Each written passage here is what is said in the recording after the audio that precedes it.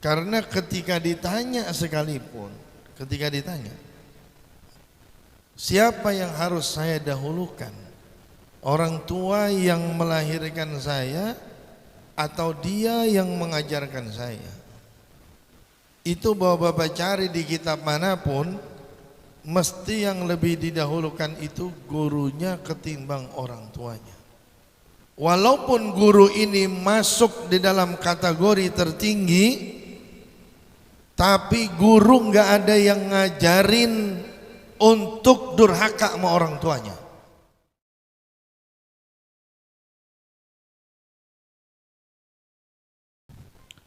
Assalamualaikum warahmatullahi wabarakatuh.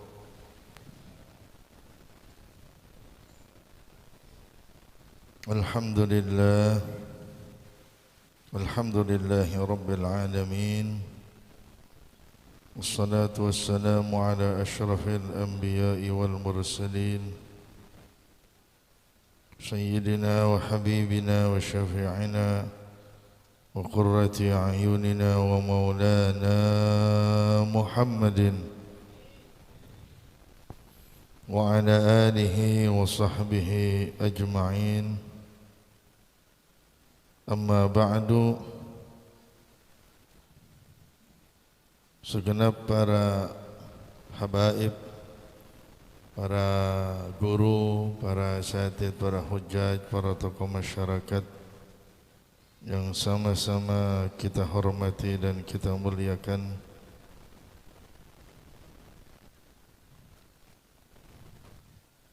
wabil khusus guru kita Fadilatul Habib Thaha bin Ali bin Abdurrahman As-Saggaf, Fadilatul Habib Hashim bin Alwi bin Salih Al-Attas, Al-Mukarram wal-Muhtaram Al-Ustadz Dr. Andes Haji Yayan Sofyan, juga Al-Mukarram wal-Muhtaram Pamanda Al-Ustadz Ahmad Syatiri,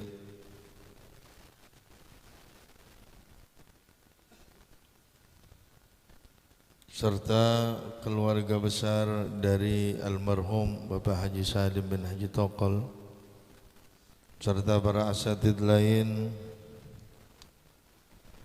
Al-Mukarram Al-Ustadz Ahmad Sanusi, dan asatidz yang mohon maaf namanya tidak saya sebutkan satu persatu. Mudah-mudahan para guru dan juga habaib kita semuanya diberikan keberkahan oleh Allah Subhanahu wa taala dalam bentuk umur yang panjang, sehat walafiat, keluasan di dalam rezeki, dan apa yang dicita-citakan mudah-mudahan dikabulkan oleh Allah Subhanahu wa taala. Hadirin sekalian yang saya hormati,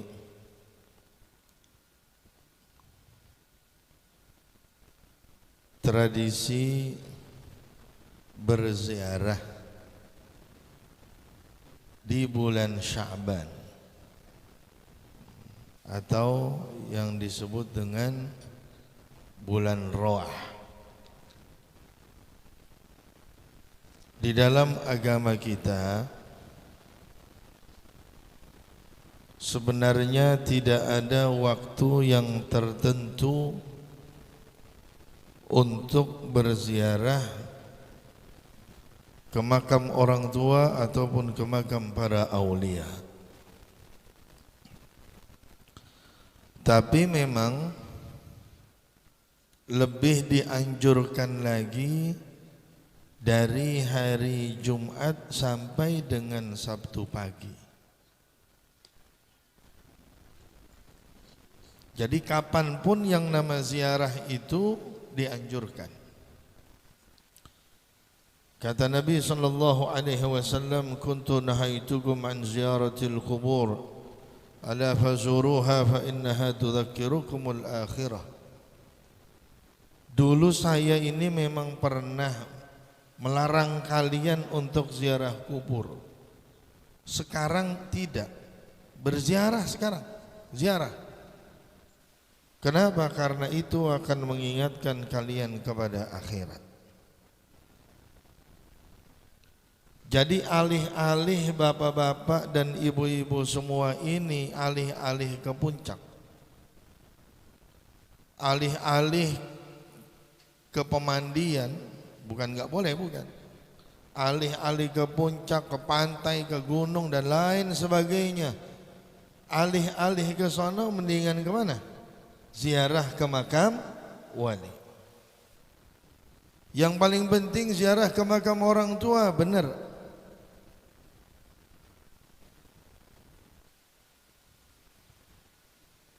Kalau bisa setiap hari Jumat. Karena Nabi kita Muhammad sallallahu alaihi wasallam bersabda, "Man zara qabra walidayhi fi kulli jum'atin kataballahu lahu barra." Atau kama qala Nabi sallallahu alaihi wasallam. Barang siapa yang berziarah ke makam kedua orang tuanya di hari Jumat, Allah catat ini anak bakti kepada orang tua. Kalau anak udah dicatat sama Allah bakti kepada orang tua, udah nggak bakalan masuk api nerakanya Allah Subhanahu wa taala. Kenapa? Karena Nabi sallallahu alaihi wasallam mengatakan, ridallah fi ridal walidain wa sukhdullah fi sukhdil walidain. Jadi ridhonya Allah, senangnya Allah ada dalam senangnya orang tua. Kalau anak ini udah dijadikan bakti sama Allah, dicatat bakti sama Allah, nih anak gak bakalan dijilat api nerakanya Allah Subhanahu wa taala. Makanya ziarah, ya. Jangan yang ngaji sama yang gak ngaji sama. Banyak orang yang kagak ngaji, ziarahnya setahun sekali, ntar habis sembahyang Id. Yang ngaji jangan sama. Ini kadang-kadang yang ngaji sama. Iya, yang ngaji sama. Jangan bedain antara yang udah punya ilmu sama yang belum.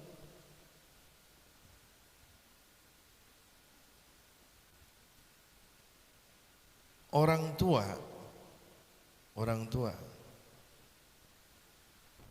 ini saya cuma mau ngingetin doang. Orang tua itu kata Nabi Muhammad SAW, abau kathalatha. Orang tua kalian itu ada 3. Bapakmu itu ada 3. Yang pertama siapa? Alladzi waladak, yang melahirkan kamu. Oh berarti emak doang? Enggak, kalau enggak ada bapak enggak jadi. Dua-duanya. Yang kedua, alladzi zawwajaka bintah, yang menikahkan putrinya kepadamu. Mertua. Yang ketiga, alladzi 'allamak, yang mengajarkanmu. Ini paling hilang yang nomor 3.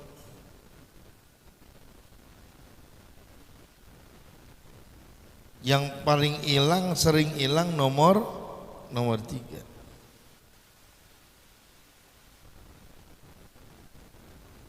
Kenapa? Karena ketika ditanya sekalipun, siapa yang harus saya dahulukan? Orang tua yang melahirkan saya atau dia yang mengajarkan saya? Itu bapak-bapak cari di kitab manapun, mesti yang lebih didahulukan itu gurunya ketimbang orang tuanya. Walaupun guru ini masuk di dalam kategori tertinggi, tapi guru nggak ada yang ngajarin untuk durhaka sama orang tuanya.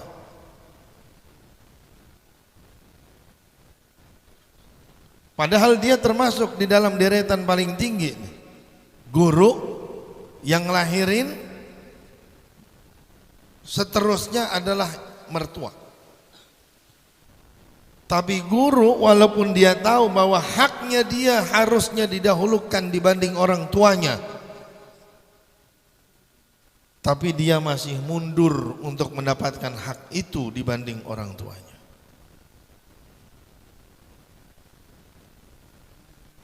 Itu saya tekankan bukan karena saya ngajar di sini, bukan. Saya cuma mau ngingetin doang. Banyak guru-guru yang lain tuh yang emang ngajarin bapak-bapak itu banyak. Saya cuma mau nitik beratin itu. Nah ini orang sekarang mau orang tuanya aja masa bodoh, gimana mau gurunya? Kalau dilihat masalah maddah, bapak-bapak tercipta, terlahir dari air sperma ayah dan ibunya, itu namanya maddah, ada materinya. Penglihatan orang baik dan tidaknya terhadap satu buah benda dan materi itu adalah perhatian dari setan. Itu yang dipakai oleh setan, yang dipakai oleh iblis untuk melihat tolak ukur kemuliaan manusia. Jadi yang jadi tolak ukur kemuliaan manusia buat iblis itu bentuk, materinya, unsurnya. Ya guru pak, guru. Ada darahnya nggak di bawah bapak? Ada nggak? Nggak ada.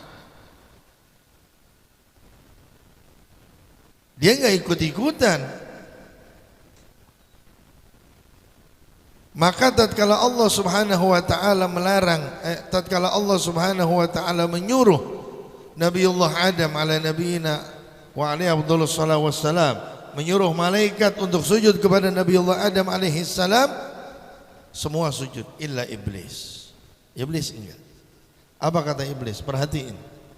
Kata iblis, ana khairun minhu, khalaqtani min nar wa khalaqtahu min tin. Sebab iblis enggak mau untuk sujud kepada Nabi Adam, dia merasa karena diciptakan dari api, Adam dari tanah, dan dia meyakini bahwasanya api lebih hebat dari tanah. Jadi yang dilihat materi. Makanya Allah firman di dalam Al-Quran, hal yastawil ladzina ya'lamun wal ladzina la ya'lamun. Apa beda orang yang berilmu dengan orang yang tidak berilmu?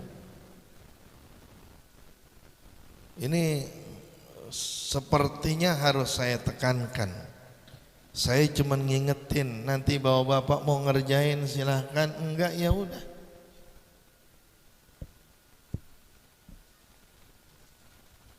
Karena yang ngomong itu siapa? Bukan saya, bukan. Dalam kitab-kitab begitu. Artinya perhatian terhadap guru itu enggak ada. Saya berani ngomong begini, alhamdulillah, karena saya enggak pernah minta. Sekalian saya ngomong, bapak-bapak jangan terkontaminasi. Yang punya ilmu tuh jangan kena racun. Saya contohin, bapak-bapak ngaji misalnya sama Habib Syauqi. Terus misalnya bapak-bapak juga ngaji sama guru kita Habib Thaha.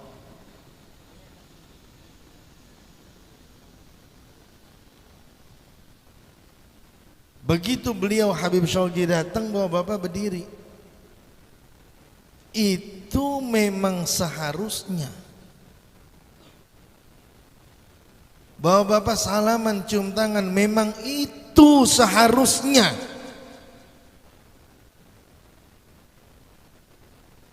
Wah, ntar Habib begini-begini, bukan urusan kita, bukan.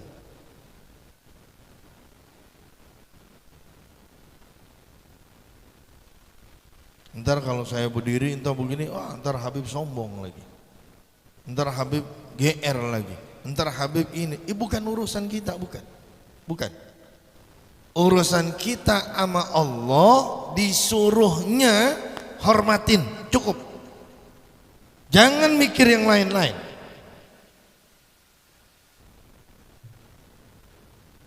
Tahu-tahu ngelihat tuh Habib Syauqi misalnya, ini misal. Tahu-tahu misalnya ngelihat Habib Syauqi belajar sama Habib Toha.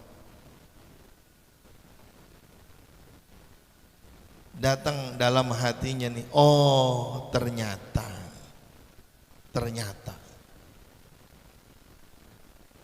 Habib Syauqi ini kurang alimnya, ternyata lebih alim Habib Toha. Terus besok ketemu sama Habib Syauqi, akhirnya enggak berdiri lagi, enggak cium tangan lagi. Ini murid goblok.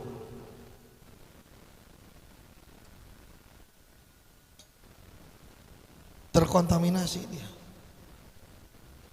Makanya saya ngomong begini enggak apa-apa dah, rada-rada kasar-kasar dah. Biar ngerti. Ini kadang-kadang bapak-bapak ntar ketemu di mana? Itu ntar ada lagi tuh. Taruh di sono misalnya. Mau kenal enggak sama Ustadz Anu? Kenal? Wah itu mah. Itu teman saya main itu. Itu begitu itu. Akhirnya turun penghormatan dia sama gurunya. Selesai.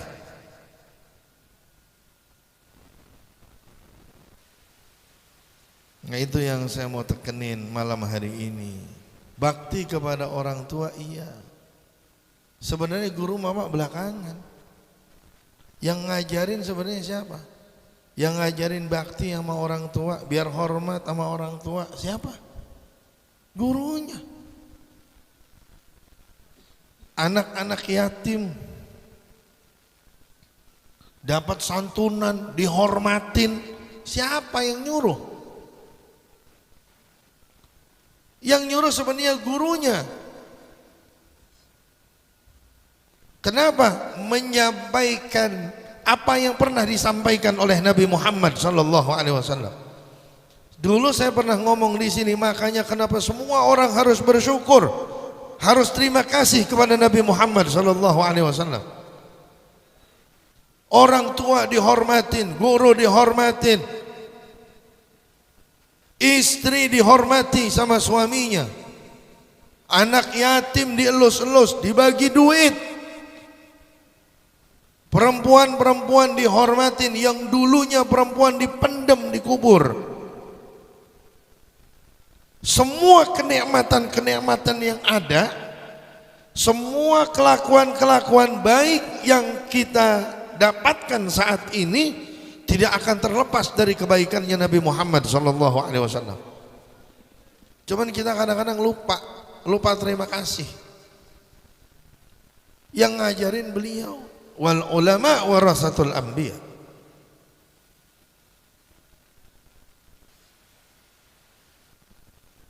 Ini zaman sekarang.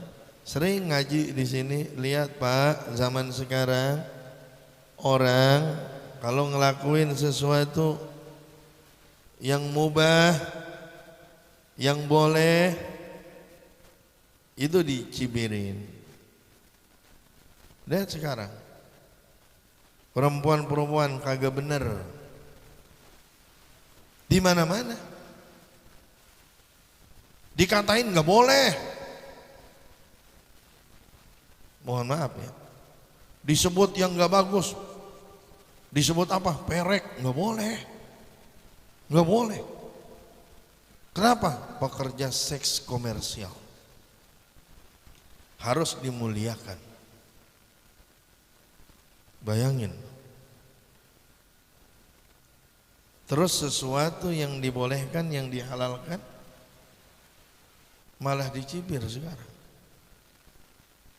Makanya kenapa? Nggak ngerti agama.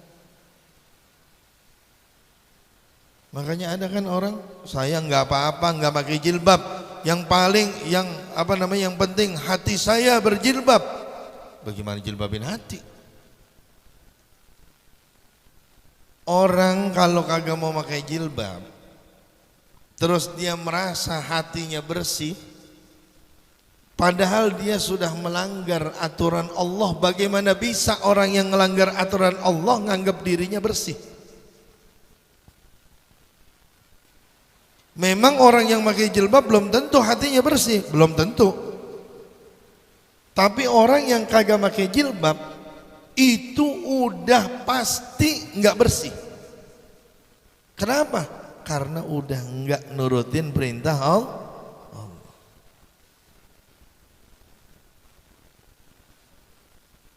Jadi tolak ukurnya Pak, orang zaman sekarang ini begini tolak ukurnya. Udah lo mah nggak apa-apa. Dia nih ada orang sembahyang kagak, puasa kagak. Wah tapi dia orang baik. Ngapa? Sering bagi-bagi sembako. Dia sering bagi-bagi duit, anak kecil dibagiin duit semua. Emang sih dia mah sholat kagak, puasa kagak. Dia kalau liburan ke Paris kagak pernah, dia mah ke Mekah. Emang sih kalau dari agama kurang, begitu ngomongnya. Kalau emang dari agama kurang, tapi orangnya baik. Sisi baik dan enggaknya, tolak ukurnya itu apaan? Materi.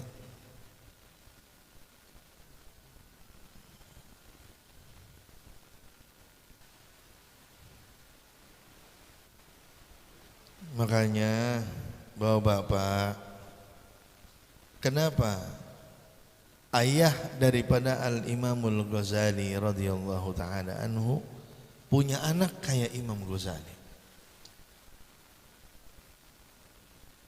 Kenapa dia punya anak kayak Imam Ghazali?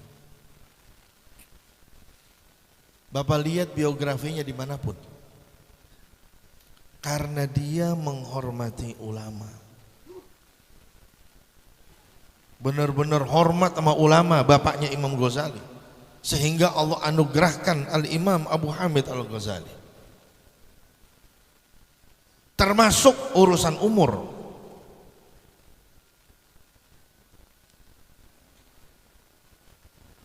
Itu begitu, bukan mesti saya. Bapak-bapak juga banyak kok yang lebih tua dari Ustaz Yayat. Banyak yang lebih tua dari Ustaz Satiri. Bukan berarti saya ngomongin saya, bukan. Dimanapun habaib yang datang di sini, apa lebih muda apa lebih tua? Lebih muda. Makanya orang yang belajar dia paham, al-alimu kabirun wa in kana hadathan. Kabir itu bukan berarti gede doang, tua. Sekalipun masih bocah.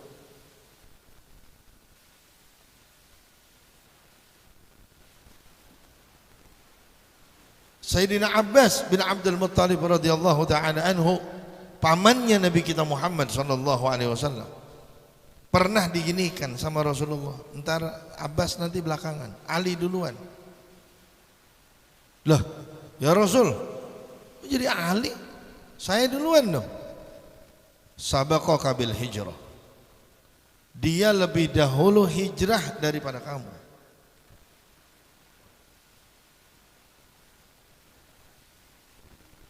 Sayyidina Ali makan Islamnya dari kecil. Sayyidina Abbas enggak. Jadi saya mengingatkan itu, ziarah ke makam orang tua, ziarah ke makam wali min auliyaillah. Begitu. Ustadz-ustadz itu asal niatnya bagus. Ustadz-ustadz itu asal niatnya bagus, insya Allah dapat berkahnya wali. Apa niatnya bagus? Mengenalkan jamaahnya kepada wali-wali Allah subhanahu wa ta'ala, mendekatkan jamaahnya kepada wali-wali Allah subhanahu wa ta'ala. Itu bakal dapat barokahnya wali. Tapi kalau yang dicari ustadznya adalah komisi, wah itu lain urusan itu. Jadi itu agama namanya cuma dibungkus sama amplop. Nyari komisi ada lebihan nggak kira-kira? Hah? Kalau ziarah ada lebihnya nggak kira-kira? Niatnya jadi dibenerin niatnya. Bukan niat nyari komisi, tapi niatnya memperkenalkan jamaah ini, mendekatkan jamaah ini kepada orang-orang yang dekat kepada Allah Subhanahu wa ta'ala, hayyan au maita, baik yang hidup ataupun yang sudah meninggal dunia. Ini yang dapat saya sampaikan. Saya mohon maaf atas nama pribadi, atas kesalahan yang mungkin banyak di dalam majelis ini selama mengisi majelis ini, dan terima kasih atas segala kebaikannya. Mohon maaf. Hadanallahu wa iyyakum ajma'in. Wassalamualaikum warahmatullahi wabarakatuh.